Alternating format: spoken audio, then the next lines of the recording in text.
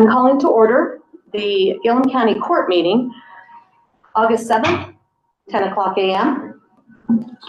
Established a quorum. Commissioner Watkins and Commissioner Wilkins are both present, and we will now have the flag salute. I pledge allegiance to the flag of the United States of America and to the republic for which it stands, one nation, under God, indivisible, with liberty and justice for all. Welcome, everyone. Are there any additions or revisions to the agenda? Yeah, I would like to add to the agenda a segment about the Early Learning Sustainability Endowment Fund. Be at the end of the meeting. Okay.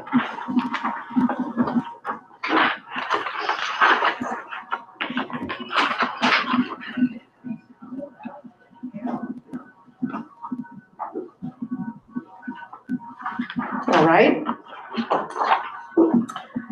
Correspondence and public comment. I will begin with public comment. Individuals wishing to address the county court may do so at this time and at other times throughout the meeting. Speakers are asked to raise their hand and be recognized by the chair. Give your name and address and limit your comments to 3 minutes. And also it is *6 to unmute if you're on your phone. Jed Crothers, come on out. Just want to make sure everyone can hear. Yeah. Jed Crowther with Port of Arlington, 100 Port Island Road, Arlington. Just wanted to inform the court of an upcoming workshop for the Willow Creek industrial plan. We have Points Consulting doing a study there. We appreciated commissioners being at one of the initial workshops. We will have another workshop this Thursday at 5 p.m. in the lower conference room of the Gronquist building, and invite all to attend. They've been doing research of various options and development ideas that go with that property.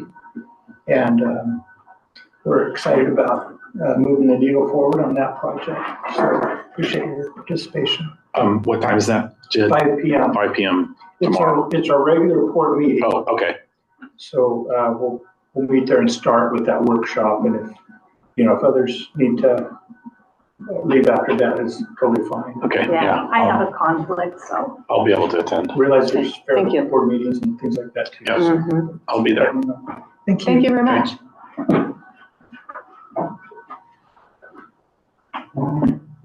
Mr. Winters, I'll save yours because you're already on the agenda. Corey Michael is on the agenda. Peggy Gray. I will wait and talk later when the subject comes. Okay. And Denny Newell. Can I just do it from here? I just want to make sure people can hear. Can you hear? Yeah, people out here. Yeah, thank you. We just asked that you come up to the table if you would. Thank you.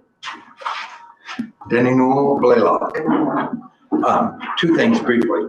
If it pleases the court, I wouldn't address it now, but I'd like to be party to the discussion when you get to the Kelly contract. Mm-hmm. And number two, just a question. I've not heard, perhaps there has been, an update regarding the realignment at Cedar Springs, how discussions are going with waste management and or her Apple. Right. If we could have that at some point in the future. Right. Thank you. I'll address that today. Oh. Thank you.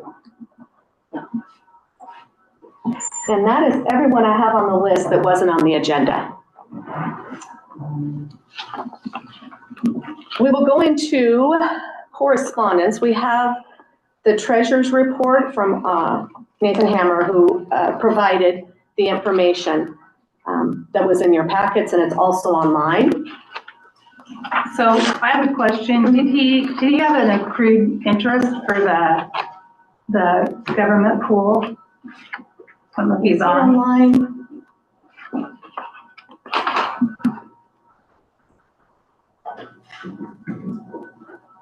Nathan, do you have a response to the question? I see you're online. We had a meeting yesterday and his microphone wasn't working, so he may just be sending the message to. Okay, you can go ahead and chat if you would like to chat in your response.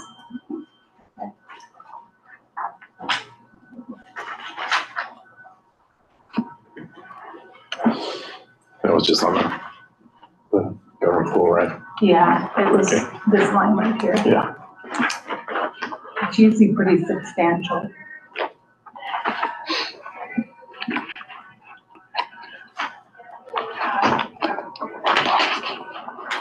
If he doesn't join by chat soon, we'll get the response for you. Okay.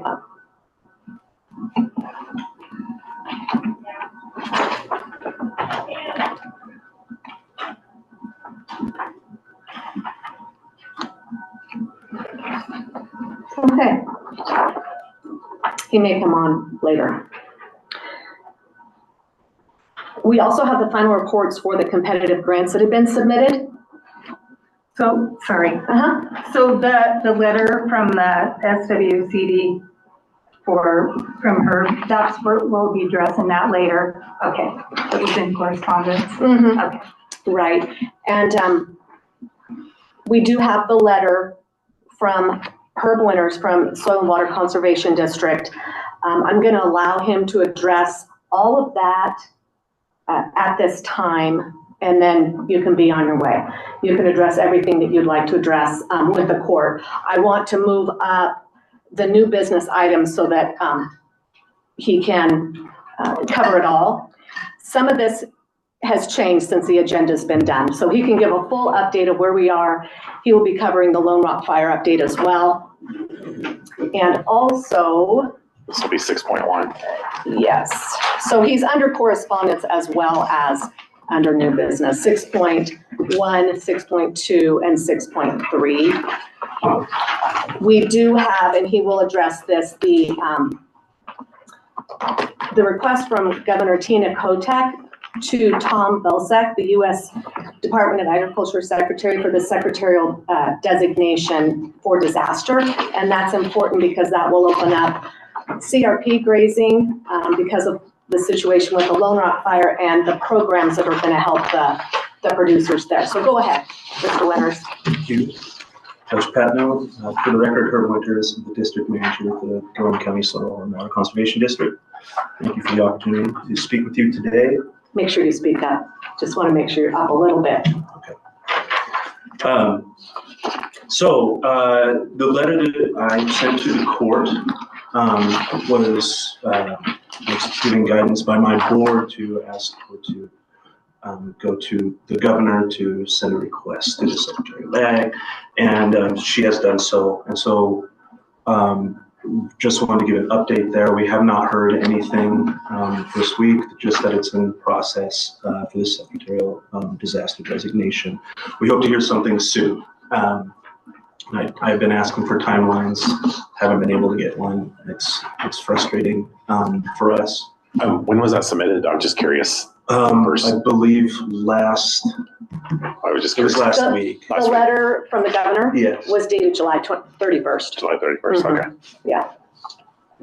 So with that, we're waiting on that designation, and that will open up programs for folks affected by the fire.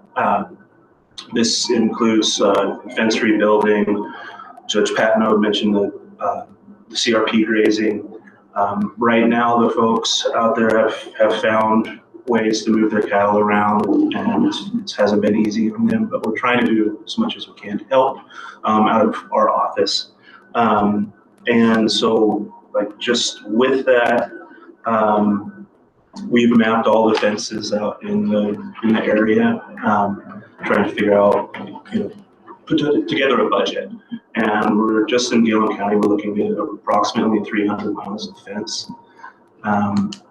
The going rate to build a new fence is somewhere above $5, like $5.60 a foot. That's not exact, but it's somewhere near that. So we're looking at a huge cost to rebuild a fence, and so we're trying to come up with Millions of dollars. it's millions of dollars, yes. And also,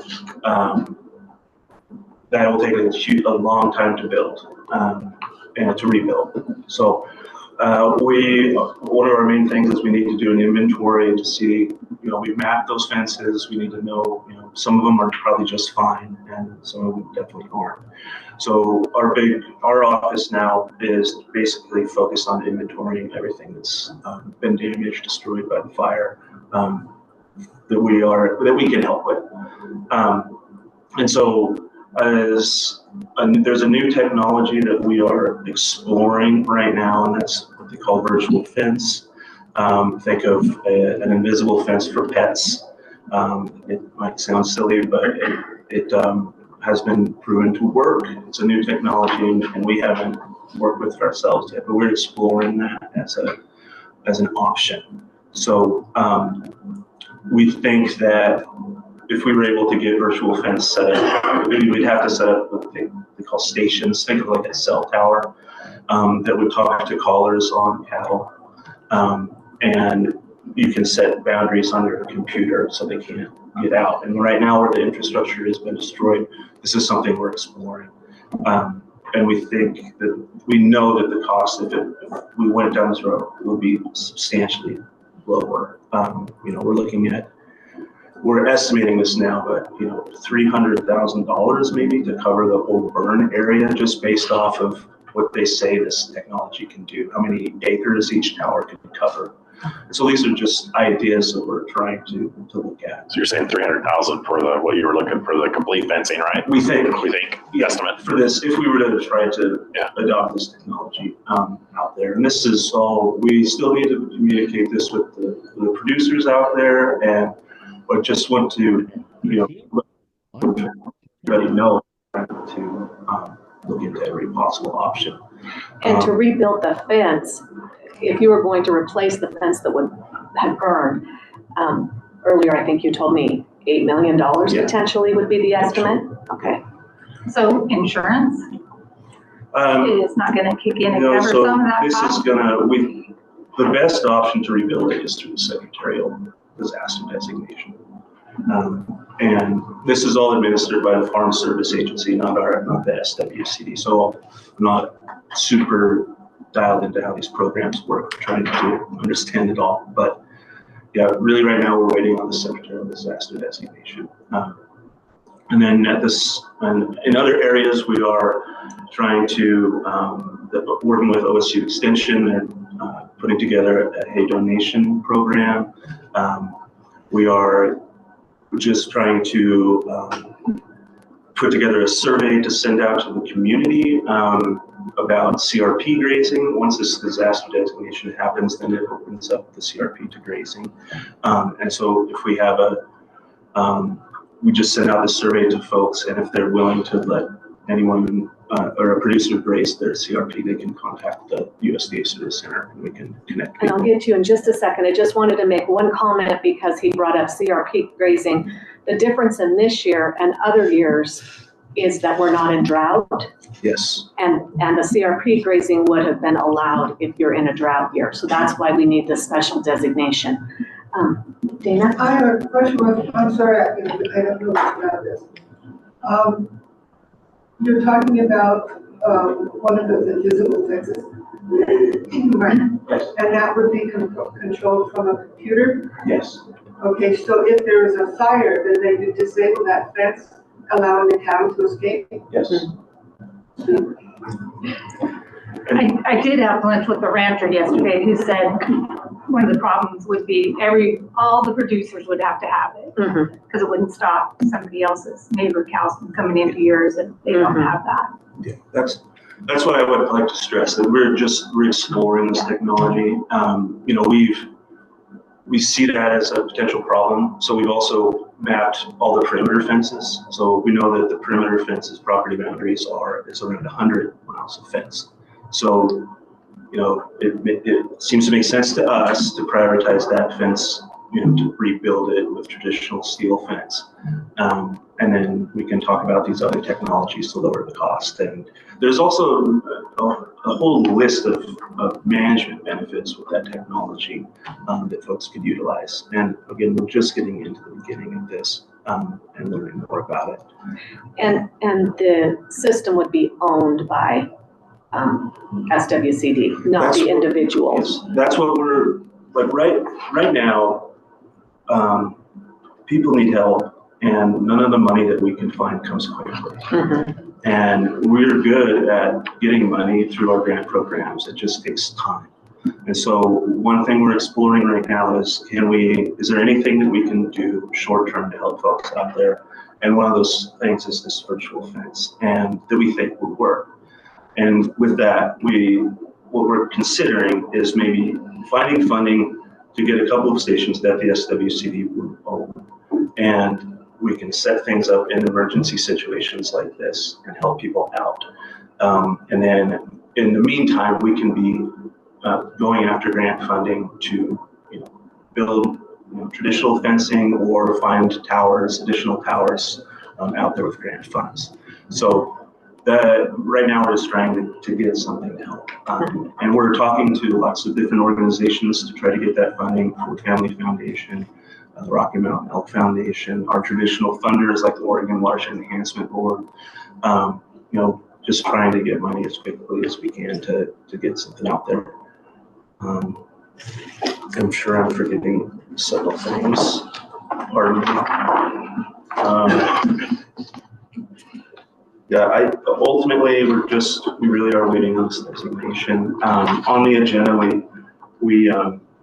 there's something in here about aerial photography, and that I had mentioned inventories earlier. That's if we are going to plan and budget how to address all these issues, we need to do our inventory. And there are a lot of things that happen with that fire. There are dozer lines everywhere.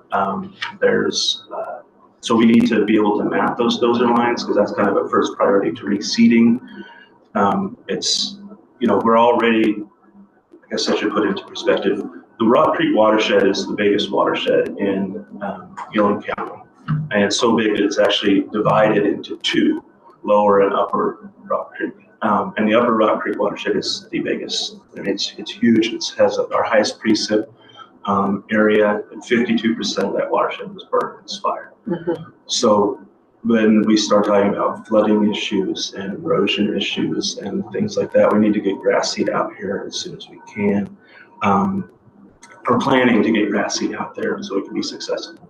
So that's another thing that we would potentially want to talk to the county about helping out with, is getting aerial photos flown of the fire. We've explored many other options, trying to see if the federal government flew it for the fire. We've looked into satellite imagery. We can purchase satellite imagery. We haven't done it before. It's untested. But if we need to, we will. And the idea is, what the county has gotten through the assessor's office is really high quality aerial imagery, and that would help us with our planning. And one thing we just thought to bring up to the court was that would help us on our planning. I do think that the assessor, who is away at a conference this week, has potentially some funding for that, because they also can use this, the topography flight. So that will be coming later, based on his request too.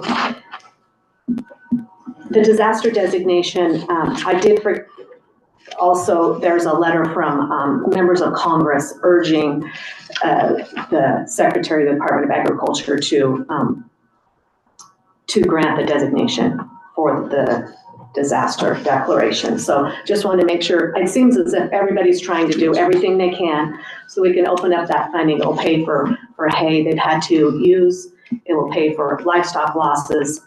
There'll be a lot of things will open up, and the emergency grazing. So once that comes through, I think a lot of things will get improved. Let me see what else. Yes, there's a lot of fires. Yes. Just people. It's not just here, yeah. That's my update. I'd be happy to answer any questions that folks might have. So in the meantime, they're working on a designation.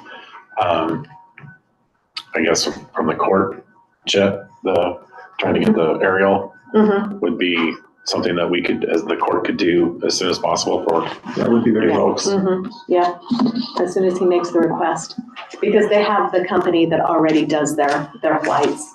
And they were waiting for an estimate. They just didn't have the estimate of the cost yet before he left. So he'll be back next week. And we just- Okay, it would be helpful for sure, but we can also, we have other options. We can look okay. into. Did you have any funding requests you wanted to talk about down the road? Down the or? road, we, at the district, we take asking the county for money very seriously. And I didn't feel at this time that we have enough information as far as maybe this virtual fence concept. We've sent out the burn boundary in Gilliam County to a company to do what they call a radio frequency analysis. And they'll tell us how many towers we might need for this coverage. We know that each tower costs $10,000 to $12,000. That helps us build our budgets, and it just didn't have that information to maybe even start talking about what this might cost. Okay, But thank you for being. yes, thank you. Okay, any other questions? No. Okay, thank you. Thank you for your efforts.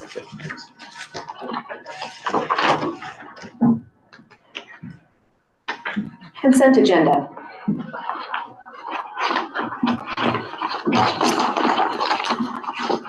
Any questions about the items on the consent agenda or any changes?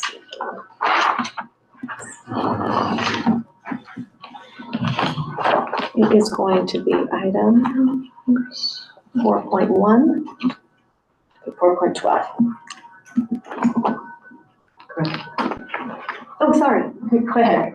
I just wanted to say also, to her visit. Yes. As a community member, thank you all for your efforts. Are we still thinking, looking? We need a motion. I'll move to approve the consent agenda. I'll second that motion. It's been moved and seconded to approve it. What was the motion? It's a motion to approve the consent agenda.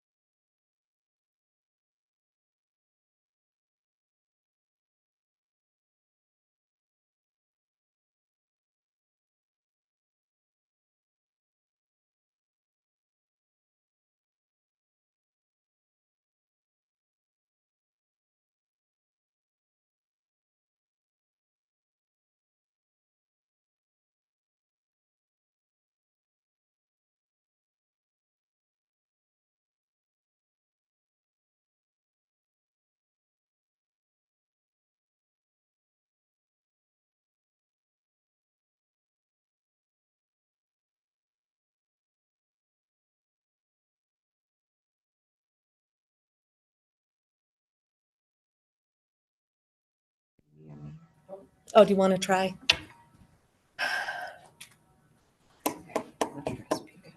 Excuse me, did you say it stopped right after I spoke? Mhm. Should I step outside? I hear you guys now. You're back. Can you hear? Yep, I can hear you. Okay, good. All right. I'm going to start with this letter again. Okay, we just that- lost your video, but I think sound is more important than video at this point. We'll get the video back right now. Okay.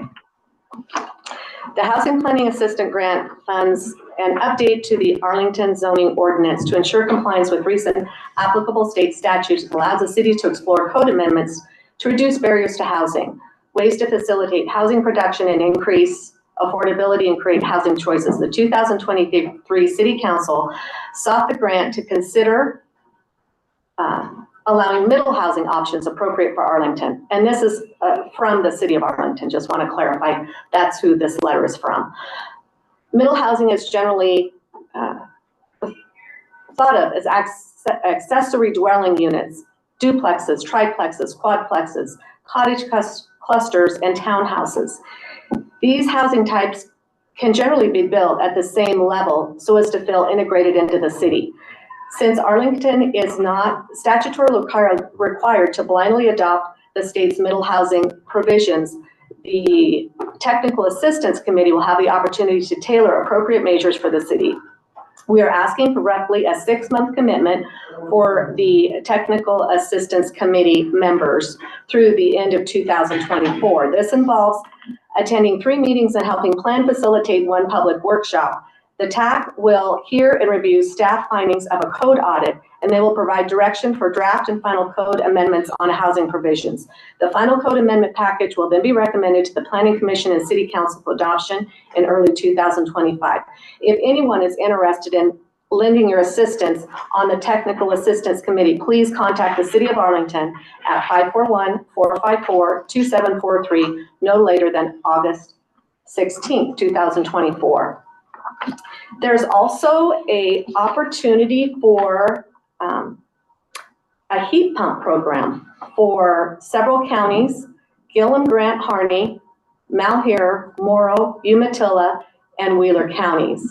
Our local contact will be Sabrina Wagner, Gilliam County Senior and Family Services. You can contact her at sabrina.wagner@co.gilliam.or.us. And she has the information on this. It looks as if for qualified individuals, $7,000 may be available for heat pump technology. Okay, let's get back to the regular agenda. Everybody hearing okay still? Okay. Consider approval of grant agreement for Gilliam County EV charging stations. This was a grant that was applied for in 2022 or 2023, I believe. This was a 23. Okay, this was a pending matter, and know that it's important to the community. This grant agreement has been sent to legal counsel, and I have not received it back. It is, however, a ODOT delivered federal project on behalf of Gilliam County. I did speak with 2 of the people who are assisting with this grant, Rye Barg and Paul Singer. They indicated that they do the engineering and they do the work on this. So that was a relief to hear that. It is the EV station. Yeah, this is the EV station. So total project cost is estimated at $925,035. Federal funds for the project would be $812,518. So the difference would be the match. I think this is a great thing. I have sent it to legal counsel. Is there any thoughts on that as far as waiting to make sure we have approval, or? And these are the fast chargers. Yes. There was 1 fast charger. But they are, okay, 2 little so ones. yeah, the project includes installation of 2 level 2 EV charging equipment and 1 dual port level 3. So. I have 1 question. I'm just getting into this, but this property, is this city property or County. county property? It's right behind the public library. Okay, okay. And, yeah, I'm all for it and stuff. The only other thing I wanted to put out to the court to think down the road is, I don't know, facilities, if there are any restroom facilities around this, because I know Sage Center put this in Boardman, and they didn't have any facilities, and it was not good. Of course, Good point. they're a ways away from the town there in Boardman, but Right. just kind of food for thought to keep in mind. Well, there is a public bathroom at the city hall. Oh, They go in there. Yeah. Okay, And the public library, so. good. But I think their thought is that people will park there to charge and then utilize the downtown area Right, for. right. Mhm. Yeah, the thing, Right. yeah, it's just sometimes off, Right. off hours or whatever, but that was the only two questions I had. And I did get a follow-up call. I originally received all the documentation and signed this on July 23rd, and then sent the information to legal counsel. Legal counsel said they're looking at it, but then yesterday received, have you had time to look at the grant agreement? So they're wanting it back. I let them know that if I don't hear back from legal counsel on Monday, we'll follow up and make sure that we get this approved so we can get it going. Yes. We are having several people stranded in the city of Arlington because that charging station is not working. I just want to be aware of that in the event that you could, I don't know what the plan is, but Okay. so you know, Is the city aware of that too? Do you know? I don't know, Tori will be going to their council. Okay. All right. Oh, my question is kind of apparently related to what you just mentioned. But who will administer the stations for repair and maintenance? I believe we're obligated. We'll be obligated. Or- Mhm. Yeah, there has to be, Mhm. yeah, there's a certified, yeah, they have ORSs and certifications for whoever's gonna, but the county will be responsible for the maintenance on it. Right. So Is there a motion? Oh, do you want us to approve it Pending approval, of the yes. county? Okay. mhm. I move to approve the grant agreement with the state of Oregon acting through its Department of Transportation for installing EV charging stations in the Gilliam County and authorizing the county judge to execute the grant agreement once it has approval by the county attorney. Is there a second? I will second the motion. Okay. It's been moved and seconded. All in favor? Aye. Aye. Aye. Motion carries. Chris, there was a comment from Kayla. She said it's privately owned, the land, but they lease the spot from the city and the city does not run it or service it. This is the Arlington one? Okay, Caleb Rayburn. Right. Thank you. Yeah, Thank you, I'm Caleb. sure of that, yeah, okay.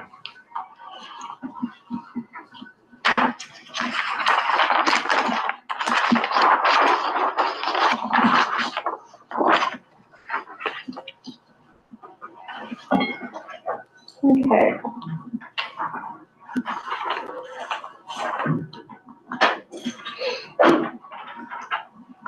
Just a moment. Okay, the next item is update regarding Kelly Nonprofit Consulting Technical Assistance Services. It looks like we had a couple of people who wanted to speak on this. I will first just let you know what I know, and then I'm going to defer to Julia, since you were here when all this was done, and you asked that this be brought up. There were emails that were forwarded that indicated that this is a personal services agreement for nonprofit organization technical assistance services between Gilliam County and Kelly Nonprofit Consulting. The agreement is in place. It is a grant agreement that is in motion. The nonprofits have been contacted. Kristen Monahan is the owner of Kelly Nonprofit Consulting, and I reached out to her and asked her who are the nonprofits. So I'm just going to read those. Okay. Condon Community Food Pantry, Frontier CASA, that's Court Appointed Special Advocates, Gilliam County Historical Society, Summit Springs Village Corporation, Oregon Frontier Chamber of Commerce, Condon Scholarship Foundation, the Honker's Nest, which is now, Arlington Community Childcare. okay, new name, Arlington Community Childcare, Condon Arts Council, Condon Early Learning Center, the Woolery Project, Inc., and Arlington Youth Athletics.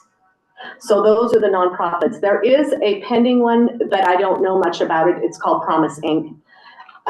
So these are the nonprofits that have been contacted and are already receiving services, because the agreement, May 1st, 2024 to December 31st, 2026.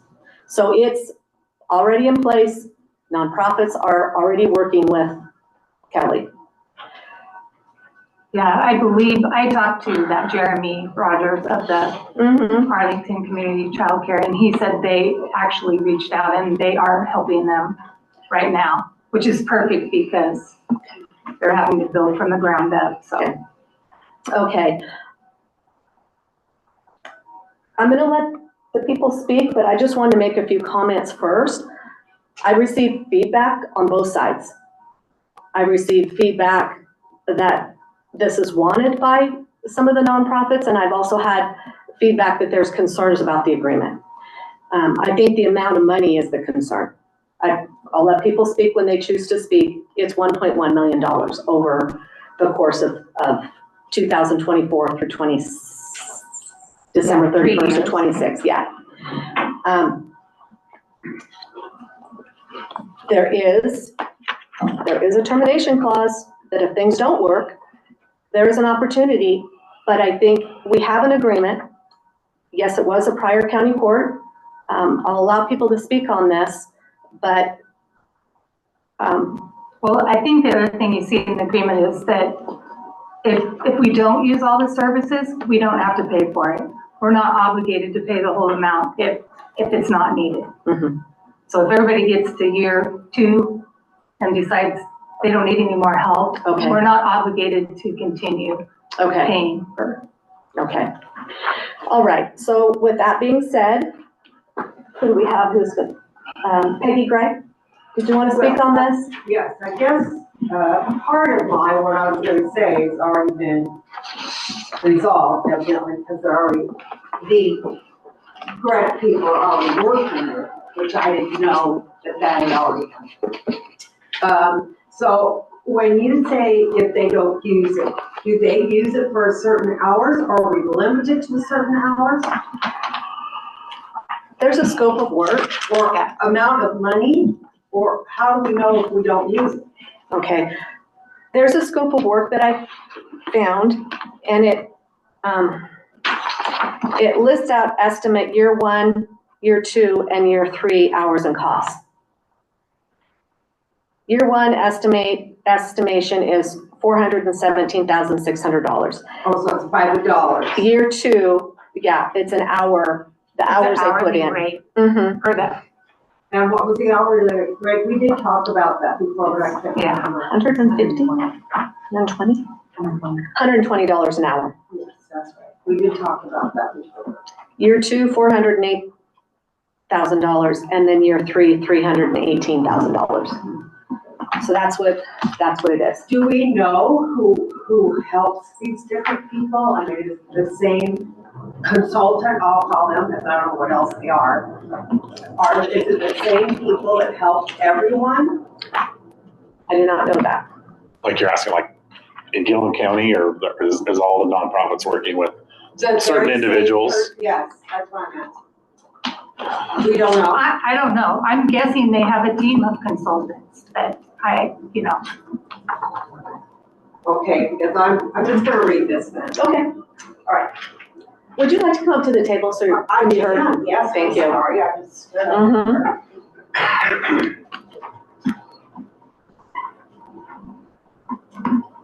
So, Judge and Commissioners, thank you for letting me speak. So you've heard what I've already said, correct? Everybody's heard that? And your name is? Oh, Peggy Gray. Gray, and I'm from Arlington, live outside of Arlington. Yes. If we don't really know who is coming to help us, the individuals. Maybe they have a team that they send, I'm not sure. I would think that we would be cautious about using anyone that we had recalled to come and help us consider the grants and give teachings or whatever they would give. Because we do know that there was, in fact, different areas that were not left when the turnover happened, the vote and the recall happened, that were set up for Gilliam County to succeed and go on with it. We've had to go back, just like today when we had to consider approval of January 3rd regular meeting minutes and all that. That was never done. They said it was done when they sat here, but in fact the minutes weren't in a writing form. So things like that are happening, and so I guess I'm asking for us to think about. I need to stop you for a minute. Mm-hmm. When was it said in a meeting that those were done? That they were approved? Yes. That the minutes were approved? Yes. They all said at the beginning of every meeting. But usually they're the minutes that are being approved at that meeting. I know the minutes in February were approved. The ones that there was one set in January, so I'm confused. Okay. Well, there may be minutes that would have been on an agenda, but those particular minutes weren't completed that we approved today. Yes. Yeah. Yes. Okay. So there's things like that. I've heard that the computer system, I hope I'm saying it right, the computer system wasn't available for everybody to just hop on and start with business again. So that's concerning to me. Things like that. So Okay. can you clarify that statement? Because I'm not sure what you're talking about. Well, I know. I don't know the exact name to call the computer system, but it wasn't set up for people to just come in and get on and do their work. I know that Chris had to ask for a public records, the judge, sorry, had to ask for a public records request to get some of the emails back so that she could. No, not I. Not you. Mine says meeting is disconnected, yours looks like it's still on, so mine. Oh, okay. All right. Okay, I thought you had done. No, Sorry. that's a rest. All right. Thank That's you. all I have to say. Thank you. Your comment is you want to know who is doing the work. Well, yes, I'd like to know if it was a group, if it's the same person who comes every time. So we all have a better understanding of how this works, because this is a lot of money for us to spend Okay. on this. Thank you. Well, I will point out that we spend a lot of money in grant dollars giving to these nonprofit entities, and our hope in doing this was to make sure that they, in the future, would have the skills to find their own funding Yes, and not be dependent on the county. yes. So Right. that's what the investment was for. Okay. All right. Next person who, I just want to make sure I have everyone. Denny Newell.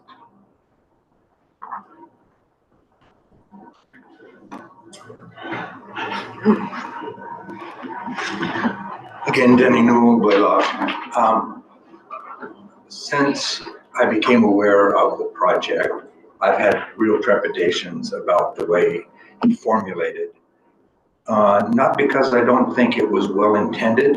I think there was a well-intended motivation, and I think it was rightfully driven by a recognition that we have in the county some nonprofits who could benefit from some professional counseling, advice, formulating their boards, their business plans, coming about with a good bookkeeping capability, et cetera, et cetera. What I think went terribly wrong is once the 10 or 11 or however many organizations were identified, a needs assessment should have occurred so that we would be able to say there are 6 of these organizations that need board development. I'm going to stop you for just a second. We're going to get this fixed. We good? Yeah. Okay. There are 6 of the total that need, as an example, board development. And there are, perhaps all of them need financial tuning, Mhm. et cetera, et cetera. That did not occur. So what, As a board member for a nonprofit and I work for other nonprofits, we were reached out to and asked where we needed help from this program, from the original court that pushed it through. well, I asked the question of a previous court and I got no answer. So I can only speak to what I know and what was shared with me.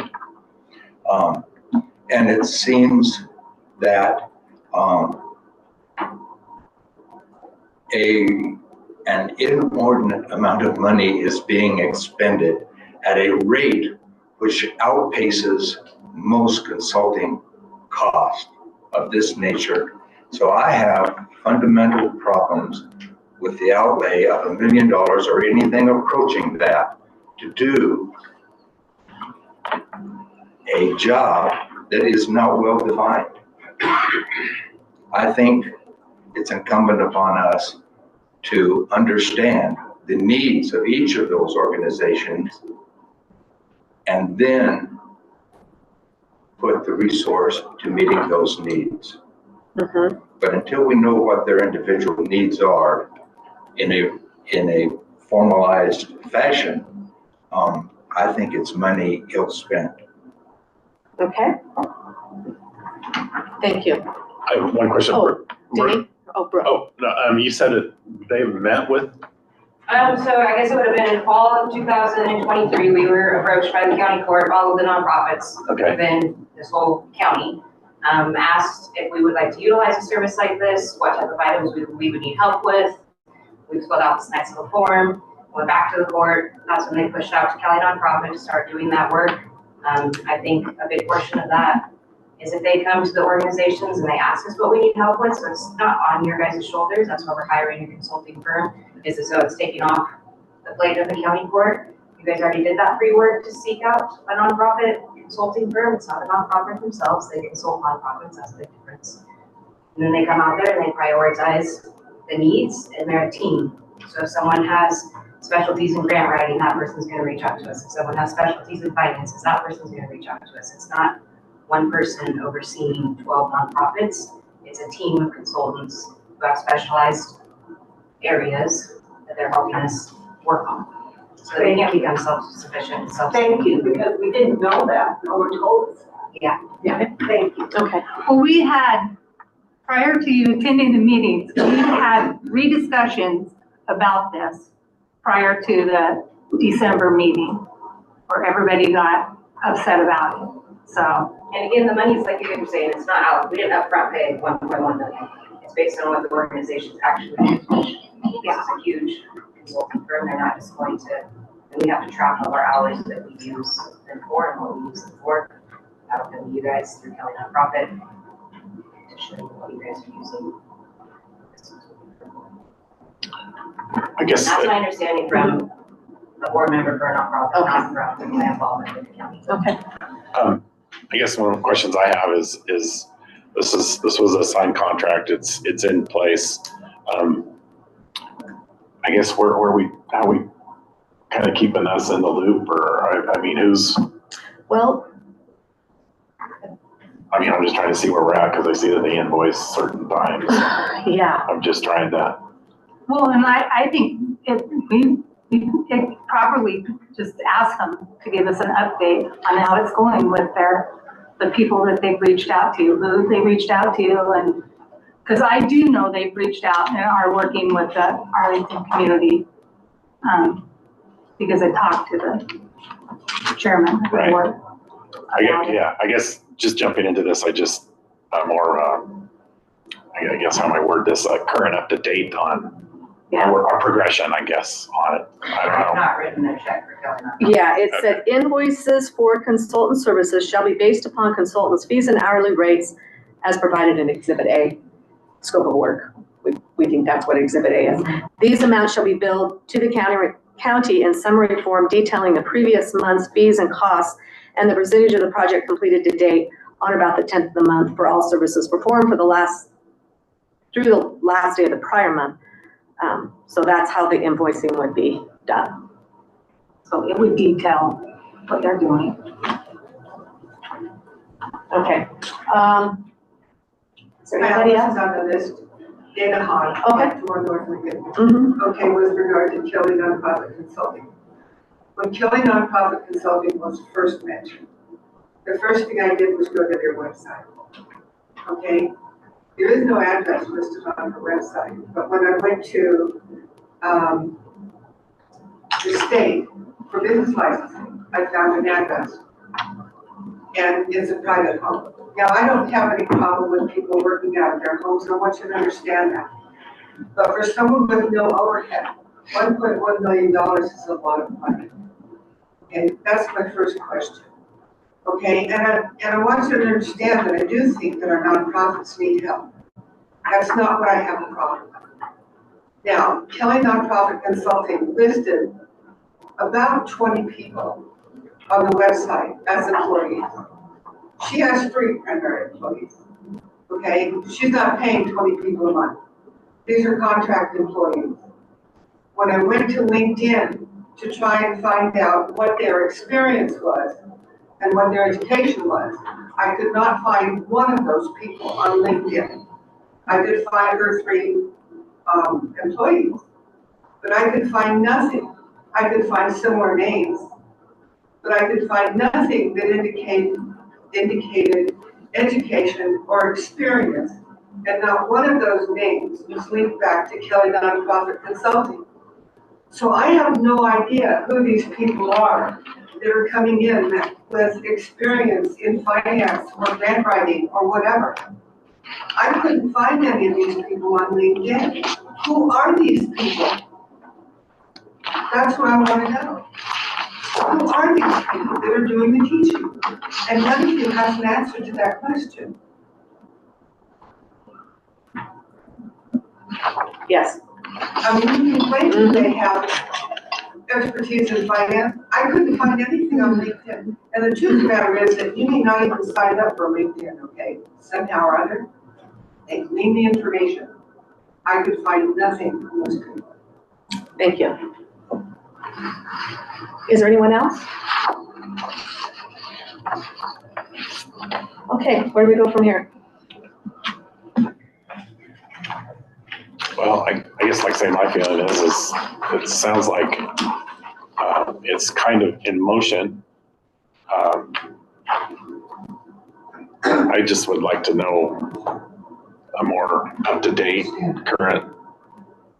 I have one question, and Kelly does not write grants, am I correct? Their webpage says they do. The scope of work says that I found. What I found is they coach the nonprofits to be able to write their own grants. Is that correct? Yeah, that's the impression I'm here as well, is they're giving us the training to be able to write our own grants so that we can have the same one in the future. So the coaching costs $120 an hour to be coached, and you may or may not become proficient at grant writing.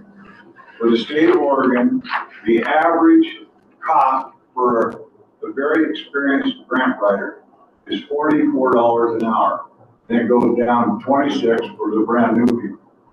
So why are we paying somebody $120 an hour to coach somebody that will become a newbie who is worth, in the state of Oregon, $26 an hour? We're paying $120 an hour. For $44, we can have a very proficient, experienced grant writer that these people that are nonprofits can pay, and they get the contacts and all the experience that goes with it. Why would we want to go through the hoopla of you trying to learn to write a grant when you can hire a guy for about 30% of what it costs you? Yeah, if you want to send that link where we can hire someone for $44 an hour that wants to come out and help us. Well, it's on the internet. Glenn, Just go on and Google it, just like I did. Mr. Ball, I did find in the scope of work, it says the bulk of the time will be spent providing direct capacity building support for each organization to be used toward the following non-exhaustive list of Kelly Nonprofit Consulting Services. And there's a long list, but it says funder research, grant writing, public and private sector. So it says grant writing here in addition to, web creation, the bookkeeping. That's what the scope of work says.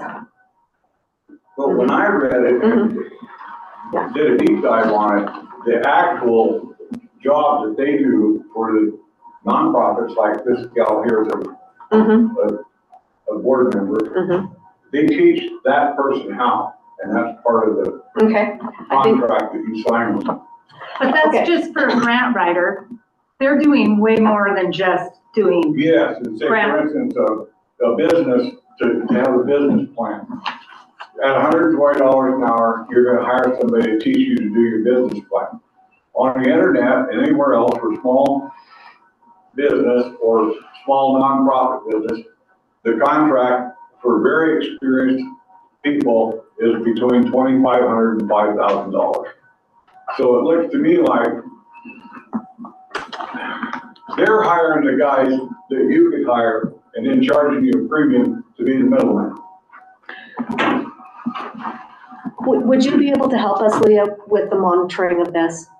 Yeah. Okay, this is what I think we need to know. Who are the people doing the work? That is a valid question. The detail of who's having the work done and the amount with the billing. Is there anything else that we've missed to see where we're at? And then we can see how the money's being spent and who it's being spent on, huh? Has County Nonprofit been able to like come to a meeting or did they ever do that? That's an option. They did way back. I mean, we had 3 meetings, or we had 3 times we talked about them prior to December when it came to everybody's attention. So, okay. Yes, we did have. Okay. There's somebody online who hasn't spoke yet, so I'm gonna go to them. Can you hear me? Yes. So I've been This is Kayla Rayburn. Sorry, this is Kayla Rayburn, Arlington, Oregon. I've watched county court prior to the blow up in December when a lot of people started attending meetings. So I saw when they started discussing this previously and when they first started bringing awareness, and even before they found a consultant group, that how do we make our nonprofits more sustainable? Each nonprofit needs its own set of guidelines and help. No nonprofit needs the exact same help. So it's going to cost us more to get a consultant group that can do a wide variety of different avenues and help out our nonprofits. Some need grant writing, some need financial assistance, some need bookkeepers. I mean, all of our nonprofits were started by people that weren't necessarily qualified for the nonprofit. We just are small communities where people jump in and help where they can. And I think we're all looking at the overall sticker price rather than breaking it down into the avenues. There's 10 to 12 nonprofits that might need help. Yes, it's $1.1 million, but when you break it down into 3 years and then you break it down into each nonprofit, we're actually not putting a lot of money into each nonprofit that will potentially save us in the long run of how much money we're giving into each nonprofit. And yes, there are specialized consultants that will just help us for grant writing that are a little bit cheaper than $150 an hour or $120 an hour. But then they're only helping nonprofits with the grant writing, not financial, not running your business, not how to set up your employees. I think it was all discussed in parts in previous meetings, and yeah, Leah will probably have to help catch up. You two are just jumping in the middle and trying to hit the ground running with I don't know how many different projects, but I think overall it's going to be very helpful for our county. It just is scary because it's a big sticker price when you look at it just as a whole rather than breaking it down. Yeah, okay, thank you, Kayla. Dave. Yeah, I understand that the training they need is diverse. I understand that, okay? And we did have 3 meetings prior to this, Leah, and they could be contentious. And we objected to killing nonprofit during those meetings also, as well as the technique that was used to get them hired. We did object to that, okay? But now. Not clear back in last February. I'm sorry? No, no.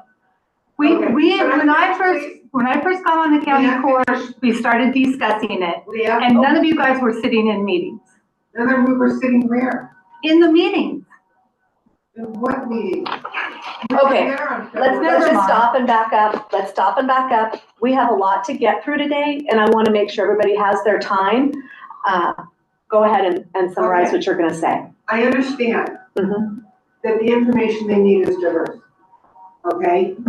My problem is that we are paying $120 an hour to people we don't know, and I was not able to find their qualifications. Okay, we're going to find that out, and Leah's going to help us work on that. And she's also going to help us track the expenses and see where the money's going. We have, if this doesn't work, there's an out to this contract. We need to give it a chance because we have a signed agreement. There are nonprofits counting on this. And that's how I feel about it myself. I'm not going to make this decision alone, but there are a lot of things that we, the prior court has started, and that's, I'm not saying that maybe the EV charging stations, we need to carry those things on, or that's for the good of Gilliam County. So- I just want to make sure that we're moving that way. They began these talks about this in 2022. When I came on the court in 2023, we continued them. There was three different instances before the meetings when all of you people were attending where we talked about it, and we were just as alarmed at the price tag too. So we were concerned about the fact that we didn't want to have to pay it up front. Could it be paid in yearly amounts? And they assured us yes. And then we also were concerned on what happens if we don't need all the services? And then was there an out in it? And that was yes. So could we have Kristen Monahan come to maybe do, it's not going to be monthly, quarterly reports or something so that we can find out from her who she's helping, what's going on. I'm just trying to find ways we can find some middle ground. Because I know they just started the work with the Arlington Community Childcare, and I'll reach out to them and see if they've started with anybody else. But Anybody else? Judge, it Yes. may also behoove the court in this discussion to have some of those nonprofits come report. That's the other how thing. they are being. Good point. But I will say, I've had 3 of them reach out to me and say this is something they were excited about. So we have to look at both sides of this as well. And I understand it's a lot of money. The one concern I have too is the little bit that I've known about grant writing is typically it's not for operations. And a few people on this list need operating money. And I hope that there's going to be a way forward for them. You know, usually it's equipment, construction, that sort of thing. So that was one of the things I had thought of. So the nonprofits report on how it's going for them. Okay. If you would please help with that as well, and thank you very much for doing that. So 3 things. Who's going to be doing the work, tracking the expenses and who is utilizing it, and you want to send me an email? Yes. And then the nonprofits feedback on how it's going for them. Okay. Thank you for doing that. Yep. Anything else? I would just like to know if I'm out of the park here, do they write grants? Can you ask them that? Do they actually write grants, or do they teach people to write grants? I believe they give them the ability to look for grants and write them themselves so that they can sustain themselves over time. Well, Leah, I agree with the ideology completely. I like the idea, I like the helping the small nonprofits. I question the methodology, you know, the high expense of the help when it's readily available for a third to half the cost all over the place. The internet's a wonderful thing, it's a great tool, and when we have a person like Kelly being the middleman for the internet that you could have been using and charging you an exorbitant amount of money compared to what it costs you to get the same product, and you have multiple choices. It's not like you just have to go with one. You have multiple choices of who you can get for a business plan. What kind of business plan? How detailed? And they'll tell you before you ever contract with them what it will cost. They look at your organization, make it specific to you. So this stuff is all available without the middleman that charges the other double cost. Okay, so it does say, again, the scope of work does say grant writing. We just need to get to the bottom of that. Okay, and that'll be on the email too, so thank you. Okay, I'm good. thank you. All right. Okay, under new business, we did cover everything for soil and water. Was there anything you wanted to add? You're just here for, okay. Consider adoption of resolution number R 2024-11, Gilliam County Multi-Jurisdictional Natural Hazard Mitigation Plan. Corey? We have Corey Michaelo and Chris Fitzsimmons. Oh, and you can pull up another chair if you like.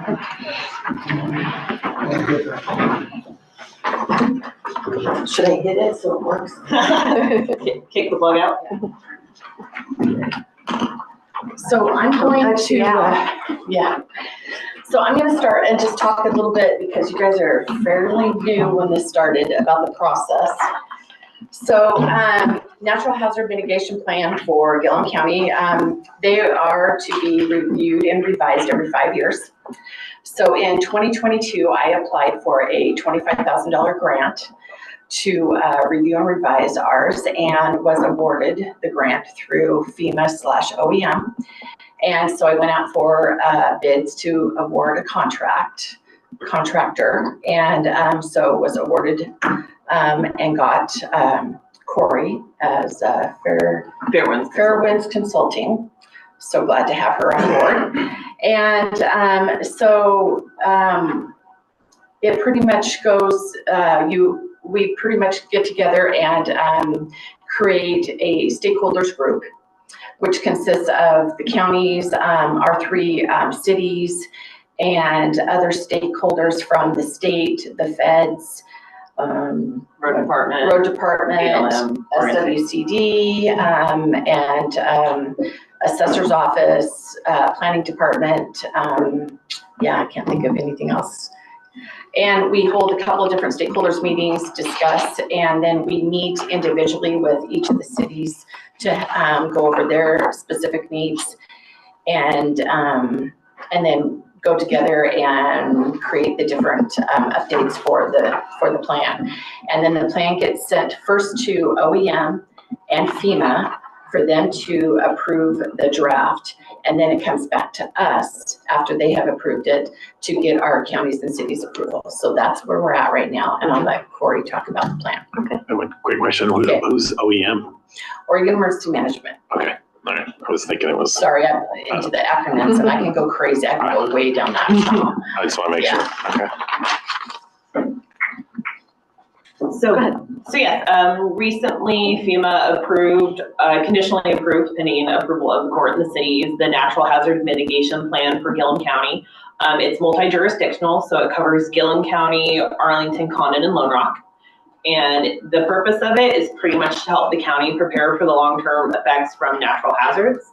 It identifies our hazards, vulnerabilities, and risks facing us on a local level and a state level, and it just kind of helps us think ahead of time how we can reduce the impacts of hazards that may come to us.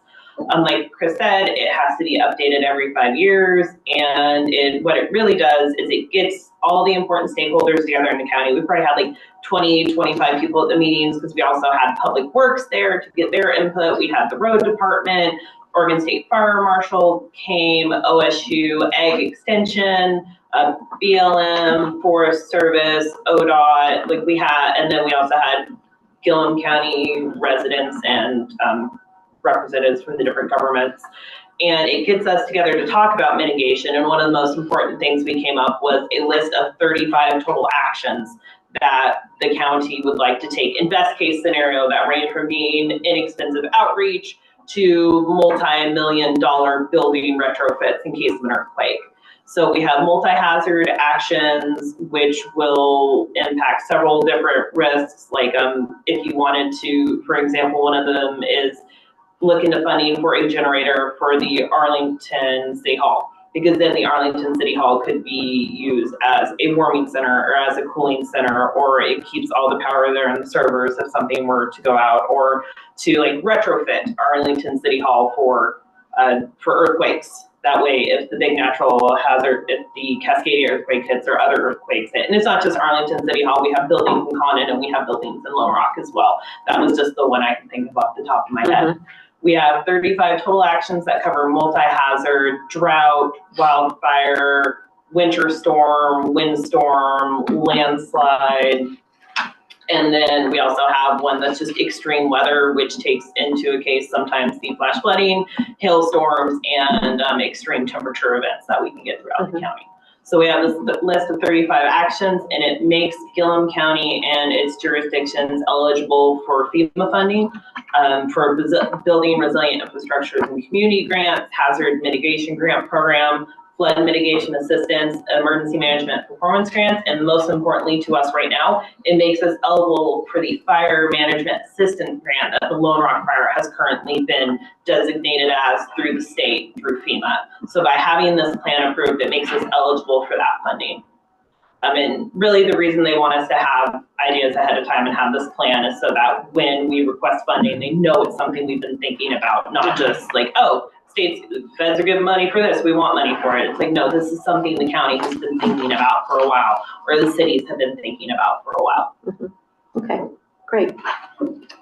And so you guys got a copy sent to you. And we have a resolution. So you mean the original mitigation plan? Yeah, Burke sent, I think. Right. A while ago, it was like, you guys sent that. A month ago. Yeah. And it's on the shared drive and it's also on the website. Okay. Yes. Is there any comment, questions? No. Okay. We have a resolution. Is there? I'll move to adopt resolution number R2024-11 as presented. A second.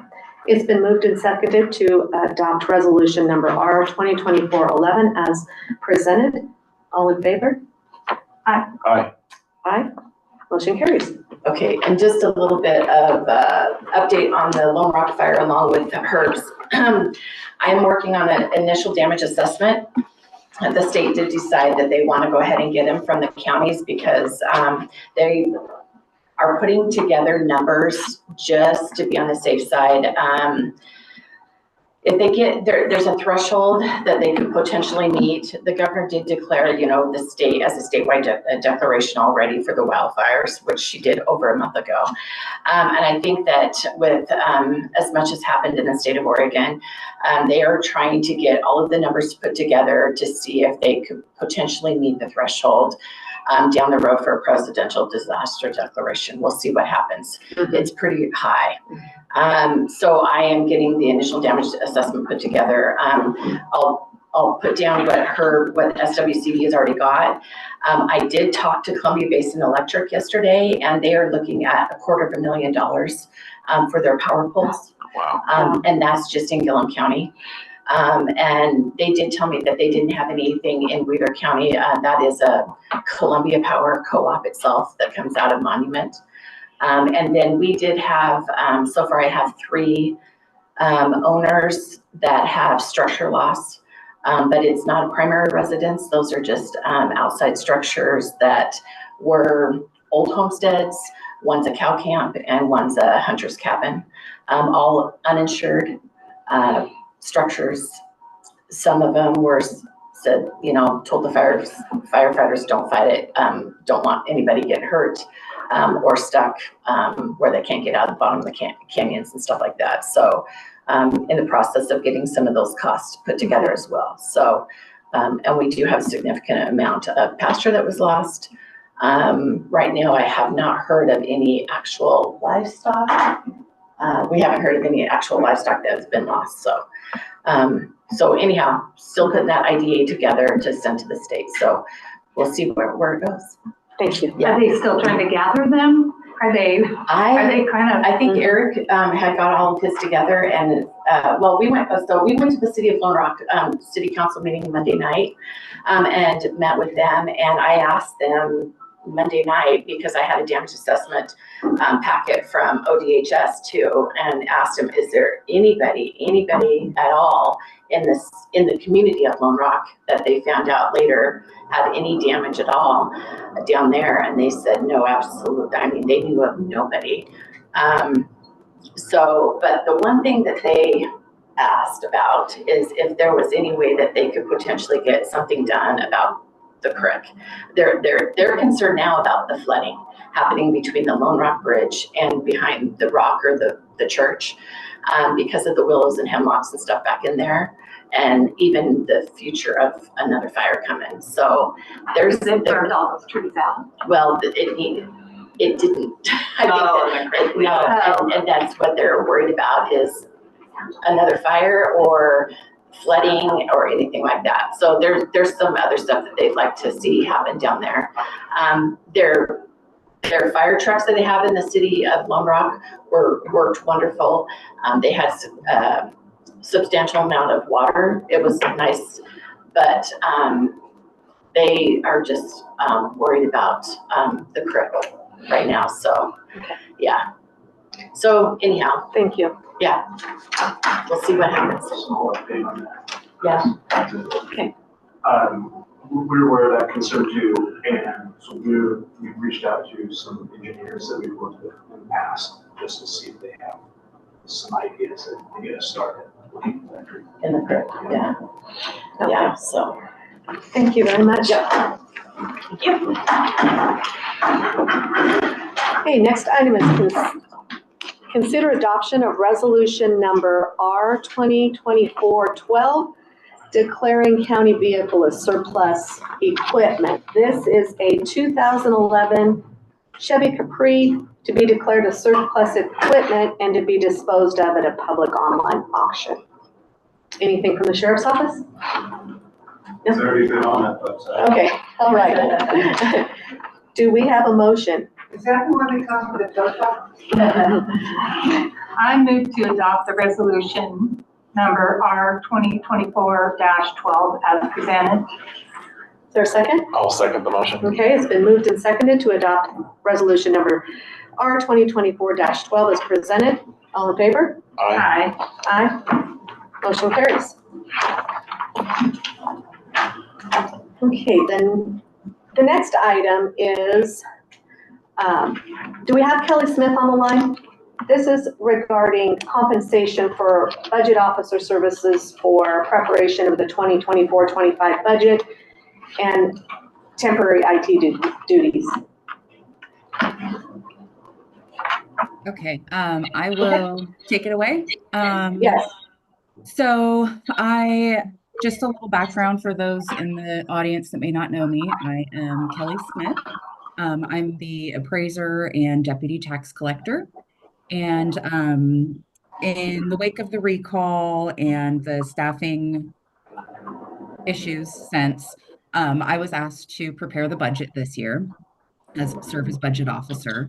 And so I did that, and due to the county's policies, I was not paid out overtime for any of that work. Our current policies are that any overtime, it's accrued as compensatory time off. And also we have policies that sick leave and vacation leave and holiday pay don't count towards your overtime calculation for the week. And this was a time in my life where I was taking a lot of sick leave for personal reasons.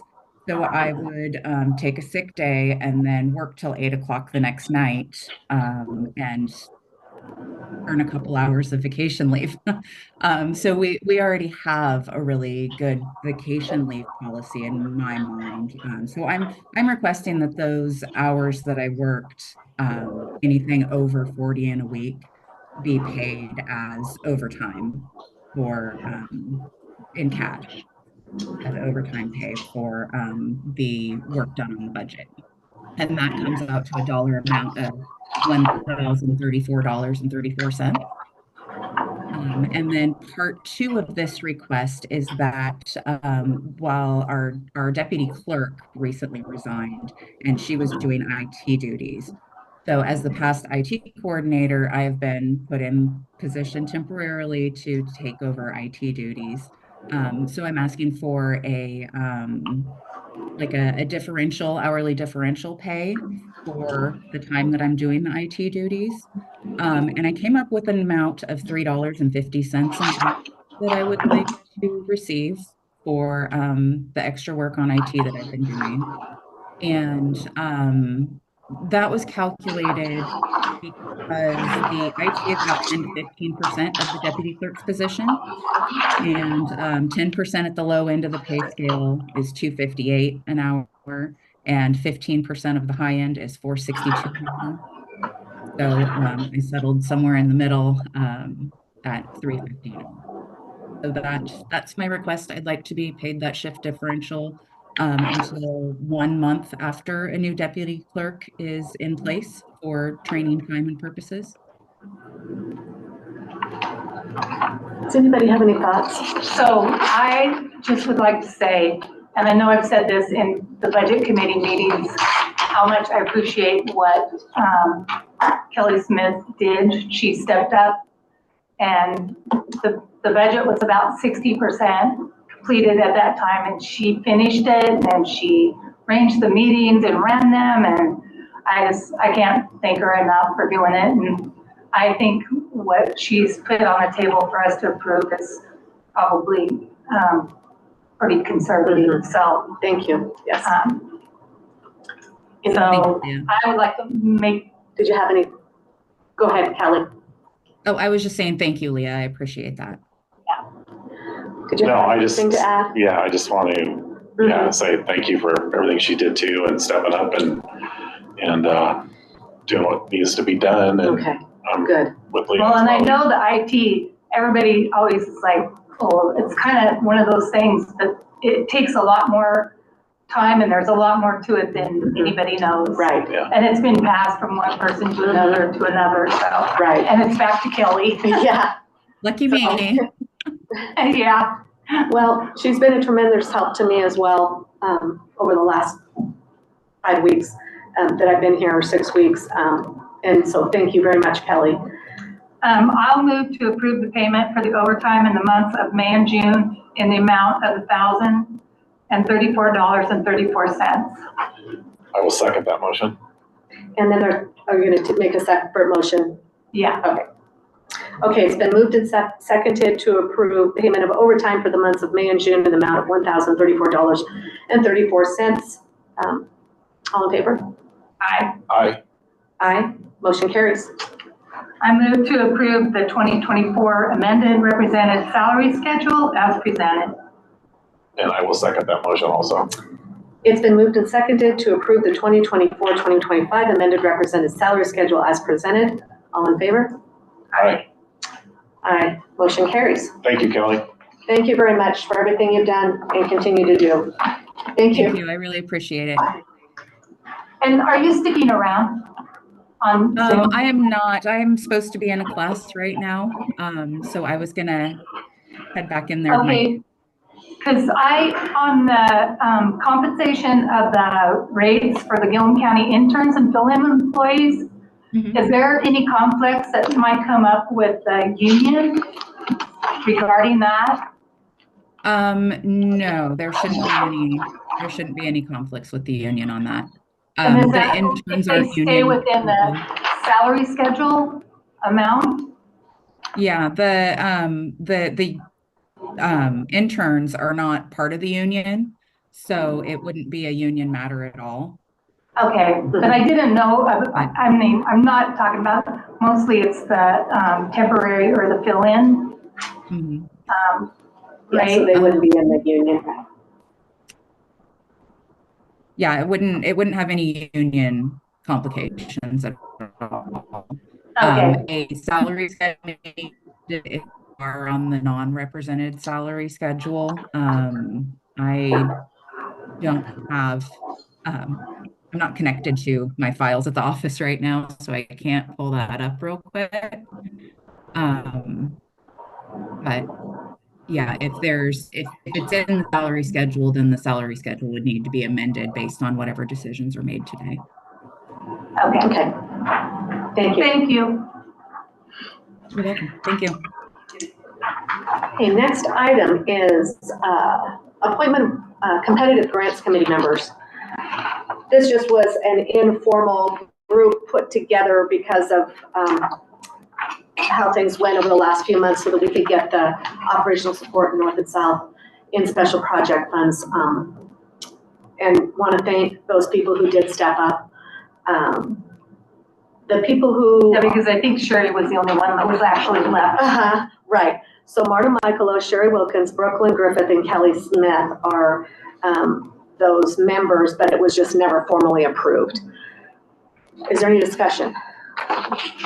Is there No expiration no date. expiration? Okay. No, because it's not a statutory committee. Okay. Yeah. I move to appoint Marta Michaelo, Sherry Wilkins, Brooklyn Griffith, and Kelly Smith to the Competitive Grants Committee. Second? I will second the motion. Okay. It's been moved and seconded to appoint Marta Michaelo, Sherry Wilkins, Brooklyn Griffith, and Kelly Smith to the Competitive Grants Committee. All in favor? Aye. Aye. Motion carries. And I do believe we're gonna open up the competitive, or the capital Yeah. I have some, investments in September. yeah, I have some. And they did kind of follow up on that. I think we actually just would leave it open until we got a group of grants. And then when they would get a certain amount of grants, and they'd have the grant committee look at it. So we didn't set an end date on it. I think that was the one that like rolled over. So, Okay. we didn't open it and then close it. All right. Like the operational ones. Okay. I have a few things to say about that in kind of a report of where things I need to discuss with you, because I can't discuss anything with you unless we're here. So, yeah. So let's move on to, and that'll be at the end of the meeting. Gilliam County Board and Committee assignments. We have to reassign two of the commissioners, well, myself and Grant Wilkins, to duties. I never introduced Anya Mundy, our new assistant to the commissioners. This is Anya Mundy. She's going to be a wonderful asset to Gilliam County. Thank you very much. She already started contacting these and finding out what the meeting schedules are so that we can help you to know when the meetings are. So she's working on that for you all. So is there any thoughts on this list? We took the old assignments and left them the same. I only had one thought, and I just wanted to check with Commissioner Watkins on the Columbia Ridge landfill. I mean, I know you're on it and with the bypass, but down the road, I don't know if you wanted to switch that to me, just because I'm in the north end, but just I'm good with whatever you want. Yeah, usually I catch a ride with Dewey. Okay, all right, okay. No, I'm good. I find out when Dewey's leaving, and then I catch a ride with them, so. Okay. It's been good so far. Okay. Yes. Well, and I know with the road appreciate transition. that. Yeah, so anyway, but no, I'm good with that. So also, just to break in on that, I have that particular task that I wanted to assign and make sure that it gets moved forward.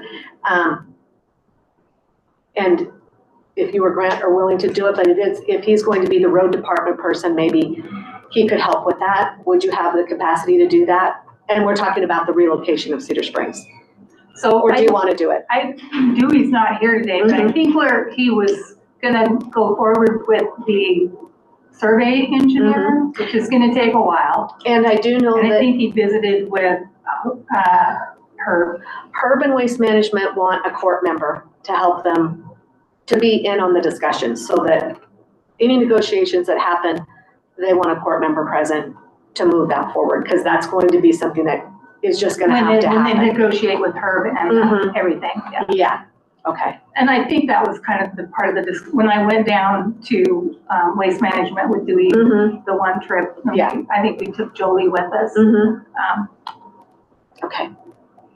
At that point, they were having to talk with the higher ups. Right. I think the people at the local level were on board with doing it, but they still had to get the approval. Okay. Of the. Okay. And so I don't know where that's at, but I think Dewey was gonna proceed with, engineering, because it is in his budget. Right. So you met So, with Herb that day too, didn't you? No, Oh, I thought you did. no, I think Dewey was Dewey. down there for some other reason Oh. and actually ran into her, Okay. so. Okay. But I think he has had a discussion with her. so which commissioner wants to help move this forward? Hey, you have it it? doesn't matter to me. Okay, You can go ahead if you want. That's fine. okay. Okay. So then you will help Grant, Commissioner Wilkins will help with negotiations with Herb Apple Waste Management to get that finalized. And then I think that's the stumbling block right now. And this is a relocation to Cedar Right. Springs Road. Okay? And I'll catch up with Dewey because, Yeah, because my understanding was the money that's sitting in the road, department that is for that road, that Dewey was gonna do the Band-Aid on the Cedar road Springs. that's there. Cedar Springs, yeah. And then the rest of it, as soon as the higher ups agree to it, then that could be used towards the new relocated road. Okay, I'll get with Dewey on that. thank you.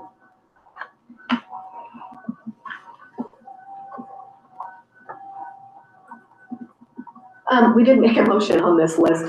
Boards and committees. Sorry. I will Sorry. forward you the emails that we had with the guy from Waste Management when we had our meeting. Okay. I'll forward those to you, Grant. Okay, So you have all the right. names.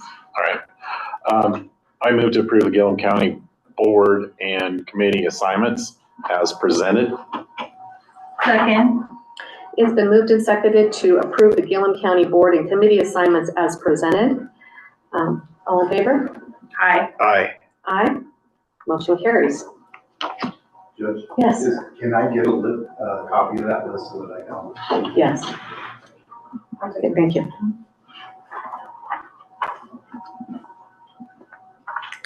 Next item on the agenda is consider approval of compensation rate for Gilliam County interns and fill-in employees. And this was proposed by County Clerk Ellen Wagner. Good morning, County Court. Morning.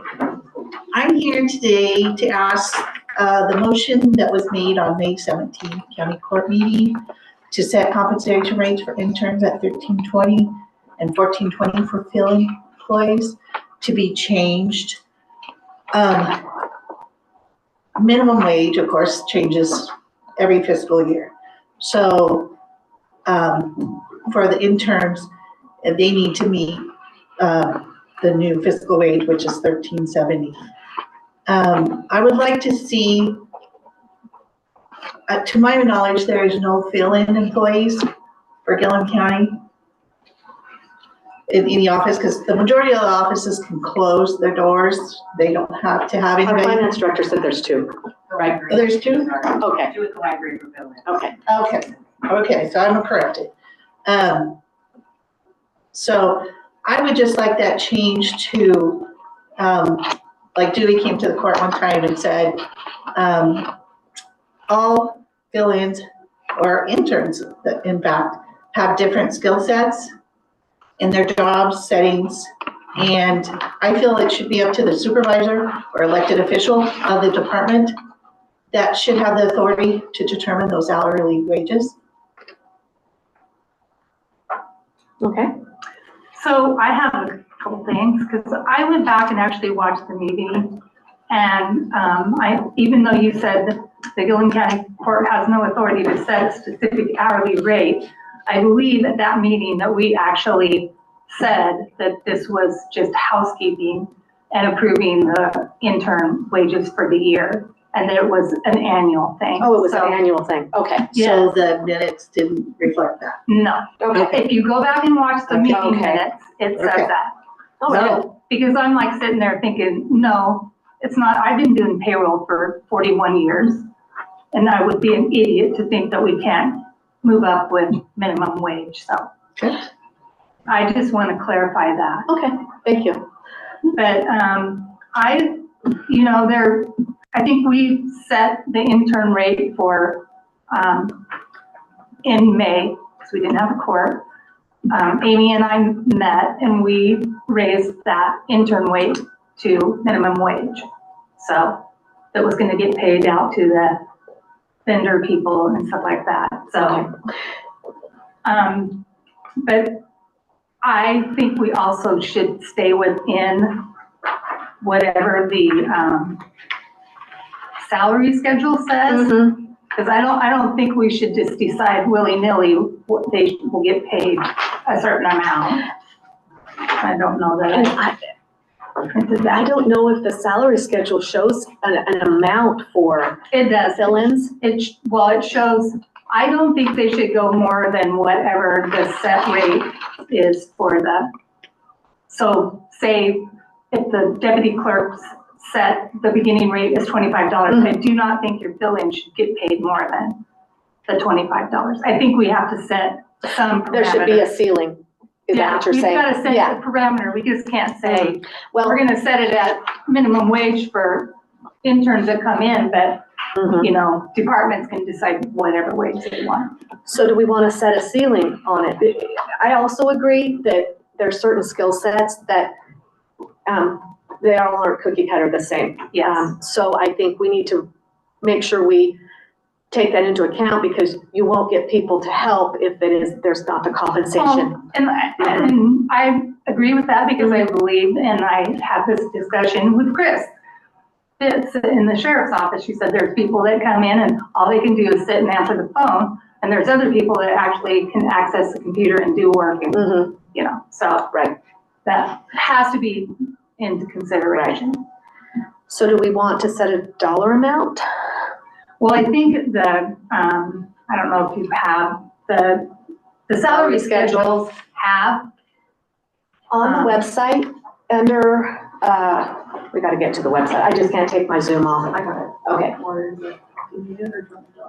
Do you want to do it specific for the deputy clerk, or just an overarching that just says? Overarching. Interns are at, you know, minimum wage, then the department heads have the means to pick a rate within the current salary schedule of the. Well, and I think if you look at the salary schedule, it has all the different departments. Benefits or something. The transportation, what their hourly rate is, the deputy clerk. So you just wanted them to stay within step A and step E, or do you want to be below step A? I don't think they should go over the step A. It'll be non-represented. Unless there's, you know, because if you have an employee that's working in that office and it's at step A, I don't think the fill-in should come in and be paid more than that. I found it, August 1st, 2022 on the website. Oh, no, here it is. Okay. Okay, so, it was amended January this year. It has step A through step F for certain hourly positions. Okay, I'm gonna step up and take a look.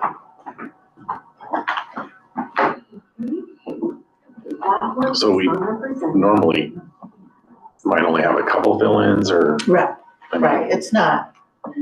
It's not a huge amount. It's not a huge amount, and it's just usually a few days a year. So yes, they're listed there. What we could do is, not to exceed the amount of the position they're filling in for. Because there's the assistant cook, there's deputy clerk. Yeah, they're all in different ranges. I think that's a great idea. Not to exceed the rate of pay that the position they're filling in for would currently be paid. A little cumbersome, but yeah. That wording is saying, the way you're saying that makes it sound like they could go all the way up to step F. I would say the step A. Yeah, at step A. And that's for fill-ins, right? Do you have interns on your salary schedule? No. So the interns are up to you guys. I'm just concerned with the fill-in. So the interns that we did through the program with Amy, they were paid minimum wage, which was, I think, $13.70. Can they go above? Well, I think they were paying that money to the businesses. Oh, that was the ones to the businesses. Yeah, Okay. and then the businesses, if they want to pay more than that, they're more than welcome to do that. What about the interns for the county? Historically, it looked like the departments came and asked for approval to do something more than.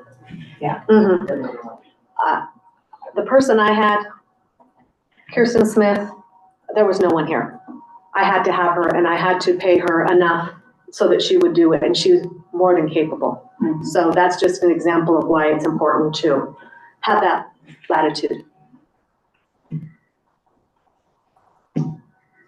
Well, you could always, the parameters could be no less than minimum wage and no more than. Okay. Step A. Step A of the salary schedule. So for As the adopted. deputy clerk position, what is step A? I think it's 25.15. Okay. But, so, no, I'm in agreement of that. Step A, not to exceed step A, correct? Yes. Because then you're not going above anybody that might be in that Correct, office. I agree. Okay, so this is what I have. The suggested motion would be, I move to amend the hourly compensation rate for fill-in employees to allow county supervisor, elected officials, their departments to set their hourly compensation rate not less than minimum wage, not more than step A for the position that they are filling. Second it. It's been moved and seconded. Is there any discussion? Okay, all in favor? Aye. Aye. Aye. Thank you, Court. We did not talk about the interns, though. That's a hard one. Mhm. Oh, I thought it was covered with. No, that was the minimum. fill-ins, but I guess, Well, truthfully, I almost would consider Kirsten, sorry, a fill-in. yes, she's a college student, yeah, she's not a She high school was, student. And those positions don't exist though either, like the intern, there isn't necessarily, like we just have an intern each summer. She's not filling in, so that would be the hard one, I guess. So how would you pick what salary range would be the max dollar amount? for those interns? Because they're in those offices where. Yeah, because like for the road department, I mean, they're not, it's not like they could go to a base salary of a crusher operator or something, because they're not operating crushers, they're there to do, labor. Since we're, Discretion of the yeah. departments, or is that at discretion of the judge, or? I would suggest this. We don't have interns working on the golf course. We don't, that's what I mean, so how would you choose the max step for those interns? I think Not a salary. we could do this, make a separate motion, similar, not less than minimum wage, of course, and not to exceed $20 an hour. How's that sound? Set. For the interns, set by the departments. For the interns. Because there is some offices that are less than $20 an hour, so. Yeah.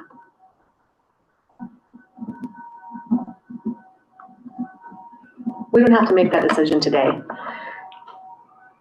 you want to think about that one? Yeah, let's. Okay, Yeah. We're gonna table that. Can I just throw something in there? Each department head has a different philosophy or opinion of what things are worth. So you might have two interns that are doing equal jobs, but one department head decides that paying $3 an hour more than this department head because they're more conservative for whatever reason. So it almost should be an hourly cap, $3 to $5 over the wage. Depending on experience, yeah. Okay. Well, and if you have an intern that comes back year after year and it's like a college student, like Kirsten, they potentially can step in and do things that somebody that's never done anything could do. So, okay. Table that. We're gonna table the intern section and we've concluded the decision on the fill-in employees. Okay. Okay. Do we have the Justice of the Peace, Hayter, on the line? I know that she had a full docket today, so she may not be, I can speak to this. is this a new thing, or is this something they just decided? No, we should have been doing this all along? Yeah, I had to do it as well. What this is under ORS 51-253, under the Justice of the Peace statutes, it discusses an official undertaking shall be approved by the county court for the justice of the peace. And what it is you have to have two people say that they would pay to the state of Oregon a sum of $2,500 if funds were missing from the justice court. It's just one of those probably older statutes that's still on the books, and it needs to be taken care of each year. I had to do it myself. My question just was, how come it's just not the Gilliam County that does that? What we tried to do is see if the bond would cover the statute, if our insurance or a bond or Arizona Emissions Insurance would cover this. And we received legal advice that it wouldn't. We had to comply with this. Oh, yeah. Okay. That's why. That was my only question about it. Yeah. Is there any other questions on this? I move to approve the official undertaking for the Gilliam County Justice of the Peace, Carrie L. Hayter, in the penal sum of $2,500 with Nathan L. Hammer and Chet R. Wilkins acting as sureties. I will second the motion. It's been moved and seconded to approve the official undertaking for Gilliam County Justice of the Peace, Carrie Hayter, in the penal amount of $2,500 with Nathan L. Hammer and Chet R. Wilkins acting as sureties. All in favor? Aye. Aye. Aye. Motion carries. Okay, the next item is also Justice of the Peace. The deputy clerk, the docket clerk position. Okay, let me explain. Carrie Hayter was appointed by the governor for the position of Justice of the Peace. There are two employees that work for the Justice Court, a court administrator and also a docket clerk. The court administrator has retired. The docket clerk is moving into the court administrator position, and those are union positions, and it was an internal, she internally applied and she got the position. So that leaves open the docket clerk position. On the current job description, the part-time hours were not correct. It was 17 hours per week and that they were not represented. The docket clerk position is a member of the union because they are and have been for several years over halftime at 22.5 hours per week. So this amendment to the job description is for the inclusion of the job description that it is a union position and that the hours are 22.5 hours.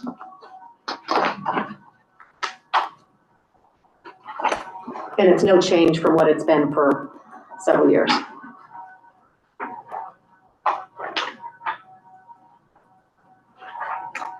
I move to approve the Gilliam County Justice Court docket clerk position description as amended and to reflect bargaining unit AFSCME local 3326 and type regular part-time at 22.5 hours per week as presented, I guess. I will second the motion. It's been moved and seconded to approve the Gilliam County Justice of the Peace docket clerk position as amended to reflect bargaining unit ASME local 3326 and type regular part-time 22.5 hours per week. All in favor? Aye. Aye. Motion carries. Okay. All right. You had an item, early learning endowment? Okay. So, as everybody knows, the court agreed or approved changes to the distribution of funds for the economic enhancement fund paid by Waste Management. And now 20% will go to the early learning sustainability line item. And I would like to, one of the things that I think needs to happen is for this endowment to go forward and be set up is for a 501c3 to be formed with a board that would actually oversee those funds down the road, and that they would, and then they could also use that to help fundraise, to help shore up that endowment fund, because as we know, we are handing money, lots of money out to the early learning. So, and that was part of the reason we set this fund up, or wanted to set this fund up, so that it would, down the road, it could sustain them without having to come back to the court all the time, because we know that daycares are never going to be able to, you know, sustain themselves. You know, they're never going to be able to charge enough to parents, you know, without breaking their back so they can go to work. So you're proposing a separate entity managing the endowment fund instead of Gilliam County? Yes, and there's a Oregon Community Foundation that is highly recommended, and they do endowment funds, and the Condon Scholarship Foundation is invested in it.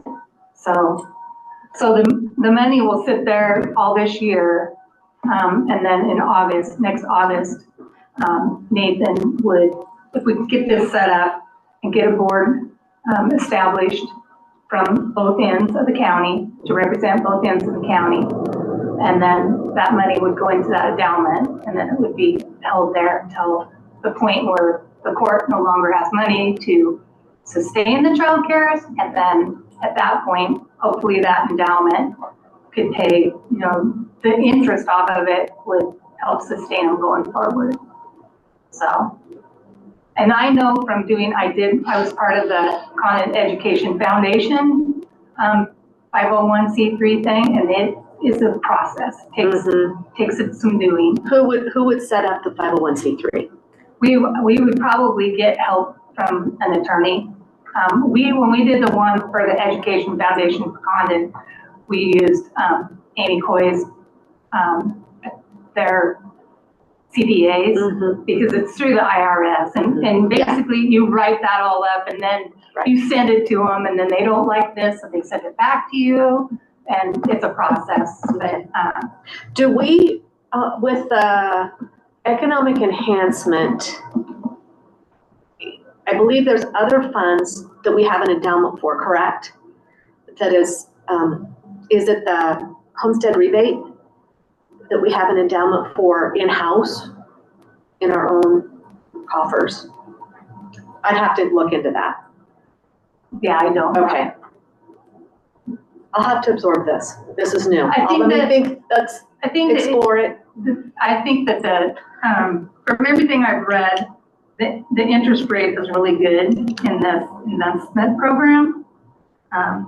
They're highly recommended. And again, they're called the Oregon Community Foundation, so you can look them up. Okay. And I'm not sure, but the Arlington Education Foundation might be invested in them too. I'm not positive about that. Okay. I have to check. Do you have any thoughts, Commissioner Wilkins, on this? No, I'll check on that with the educational fund. Dana, that's the question. Just as a clarification, because sometimes I can hear you and sometimes I can't. But you're suggesting that the Condon Early Learning Center go to a 501c3? No. Oh.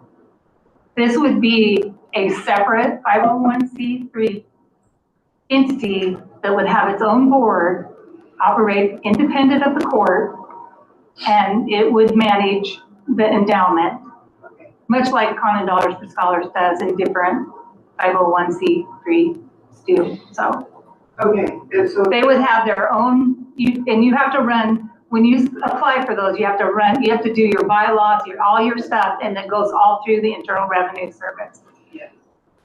Yeah, that was starting it up can be really difficult, but once it's there, it goes very smoothly. Yeah. Yeah, okay, and so that endowment, so if they wanted a grant, that group would take care of it? Yes, and then the board of directors of that 501c3 would look at applicants that are early learning, because who knows down, 10 years down the road, I don't know what those are going to look like, but they would look at those and determine how they would distribute the funding. Okay, and then they would take care of Condon Condon Early Learning rather than the court. Yeah, it would be, and they would take care of them, they could take care of Arlington. If there was other entities that fell under the early learning, at that point, they could take care of them. Yeah. I think. My point is, and our point was that we can't, we're not gonna be able to sustain them forever. No. I agree. It sounds like a great idea. Okay. And it is hell setting it up. But once it's there. Yeah, I've been through one of them. Yeah. So this would just, you're suggesting that this nonprofit is receiving those endowment payments before the 10 years to put it into an investment pool to add more money on top of the endowment. Yeah, they potentially could do fundraisers and stuff, you know, much like the Condon for Scholars does. Every year they have a dinner and have a fundraiser and add to it, and yeah. So the fund. Which the county's not gonna go out and do that. We're not gonna start doing fundraising, and So August is when the first deposit of that, next 20%. August in Okay. 2025. Okay, all right.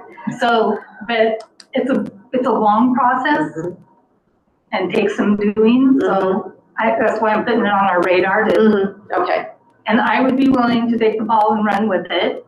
okay. Because I So know then you'll it's check with legal counsel, make sure we're good there. And then run with, that would be good. Is there any thoughts on this? Is there any what? Thoughts? Oh, I just think the 501c3 sounds like a great idea. In addition to that, it's a public entity. Okay, and so all of their financing has to be reported. So if we need to see what the money's coming in and where it's going to, you can do that with a 501c3. So, I mean, they have a board of directors, but the public can also check if they have any questions. Okay, so I think it's a great idea. All right. they could do, and that foundation could do much like the Condon Scholars. They can send out things if people want to donate to it and help early learning. Oh, I think it's a great idea, and it helps to support childcare. Okay, so Leah, you volunteered to do the research on this and try to get it moving forward. Yeah. Okay. If that's doable with you guys. I'm comfortable with you doing the research and see where it lands. Okay? All right, I just wrote a judge's report, quick, what we're working on. I'm gonna try to do one of these at the meetings and hopefully things will get checked off. I am happy to report that the Condon School District has received a grant for an after-school program. 5 on up, age 5 on up. This is a big piece for childcare. We need this. It's a 21st century grant, and I asked Superintendent Michelle Gear if this is likely to be an ongoing grant, and she said she doesn't know for sure, but she thinks it probably will. The hard thing is getting staffing. So after-school program is great. I think with childcare, you have to find different ways to serve the community need, and this will be an important piece. I know in Arlington, the preschool is within the school. They go from 7:45 to 1:45. And again, an important piece to serve the community need, to unburden the centers, the center in Arlington. That's just how that community chose to handle it. So I was happy to hear that. So does that start this school year? This school year. Mm-hmm. Yeah, and I haven't talked to her, I probably talked to her 2 weeks ago, and that's what she let me know, unless things have changed. Planning services contract with the city of Boardman, everything is moving along. We think the computer's ready. We were told it was ready, so we just want to make sure all the records are being transferred in our there so that they can continue. There's been contact with Matt Davis, who is doing the Wheeler County work, and to work on the transition. So that's moving forward. The Bradman Technical Assistant Grant, everything is working, everything is moving forward. Contact's been made by the consultant, Nick Green, with Columbia Basin, because this is on pole setting and some other things on the study of where the poles would be set. Shelter Station Industrial Park, Arden Mills lease is coming up the spring of 25. This work needs to be done in the fall. The prior lease has been a 20-year lease, so the existence of that facility, there's only been one lease on it. There's been amendments to it. There's equipment and personal property involved in the lease. There's some language which says the personal property will fall off and it'll just be the lease of the building. So we need legal help with that, and that's going to be sought. Again, So on that same thing, did they move into the fleet lab? They didn't. I'm going to talk about that one. Okay. I'll skip to that. The grain lab, there was a stipulation the Ardent Mills had, there were several stipulations that Ardent Mills had concerns with on the grain lab. And so they have not agreed to the lease. It is on hold, but we will be released from the stipulations in the spring of 25 fully, because that will be the 15 years as I understand it. And of course, I'll get legal verification on that and researching the documentation necessary to be released by the Economic Development Administration on that. But there were stipulations. That's all that grant money. Yeah, so it was 15 years. It was only certain uses of that building could be, it could be used for, but that's going to be up. And that will also be up in the spring of 25. But they didn't move into it because Ardent Mills wasn't comfortable with, and I bounced back to them and said, we can go back to ADA or we can figure out how to work this out. And they never got back to me. So that's where that is. And I just wonder if they're thinking wait it out. Shuttler Station Industrial Park, Omega Morgan contract is being negotiated currently in the hands of legal counsel. There's been a request for transmission lines over a small section of the industrial park by Avangrid for Leaning Juniper 2 wind power. This agreement is being discussed currently and will move to legal counsel soon. Leaning Juniper 2 repower project. Chet Wilkins, Kelly Smith, and I met with Darren Cavanaugh from Avangrid to discuss this project and others. EV charging station, we know where we are with that. We discussed that in the agenda. The deflection program, this is the small amounts of drugs that the Oregon legislature changed how those are handled. If there's not a citation, There will be a citation. There will be a citation. It'll just go to the prosecutor. That. So it'll be similar to a diversion program called deflection. Okay. I'm meeting with Kimberly Lindsay tomorrow to talk with her about an agreement on that. Been researching ideas about outsourcing human resources, a little bit of research in the time to figure out what we're going to do about that piece of the position that included that.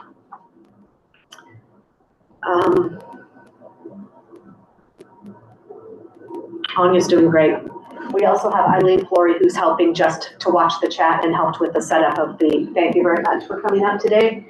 Working on the Lone Rock Fire, communication with the landowners, SWCD, and legislators about that.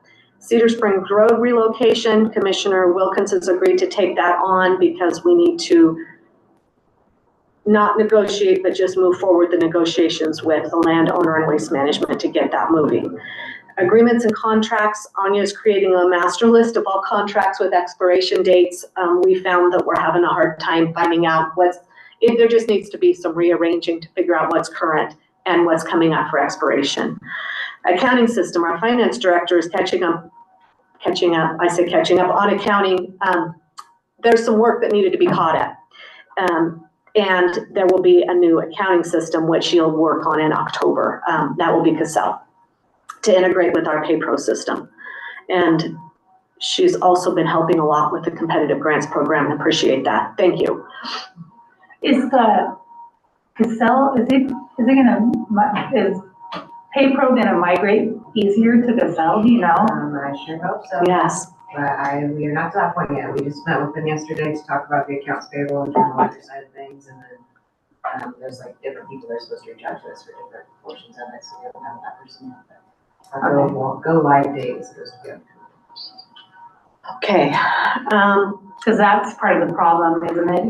It doesn't migrate over very good from the PayPro to the. I'm getting it there. Yeah. Because you have to manually input all that, right? Hopefully not, because it's about 16,000 line items.